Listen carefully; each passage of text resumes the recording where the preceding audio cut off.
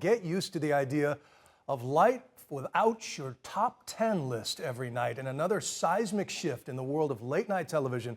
David Letterman, host of The Late Show on CBS, says he is retiring next year. I want to get our senior media correspondent, Brian Stelter, to give us the very latest. How did this leak? This leaked out because there was a performer at the theater where Letterman was taping his show who heard it and then put it on Twitter. I think CBS will very shortly come out and confirm the news, but they're letting David Letterman finish taping his show. He usually tapes around this time of day here in New York before they come out and confirm it. They want to let him have the stage and explain it for himself.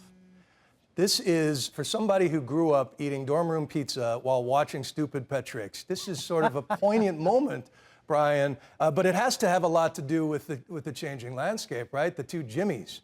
I don't think it's a coincidence that just a few weeks ago we saw his arch rival Jay Leno step down after so many years on The Tonight Show. Now Jimmy Fallon's taken his place, Jimmy Kimmel. Both those Jimmys are examples of a younger generation in late night.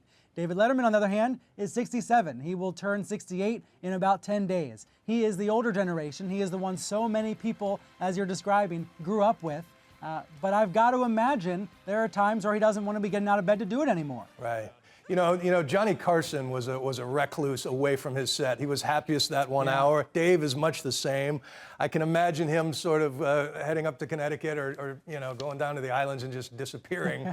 But what do you think about a successor? You got Craig Ferguson later. He doesn't seem, I don't know, maybe is he the obvious choice? Well, to your point about his privacy, I don't think anybody was expecting this announcement today. I'm not sure if CBS was even expecting it today. He keeps his plans close to the vest. He renewed his contract last fall through 2015.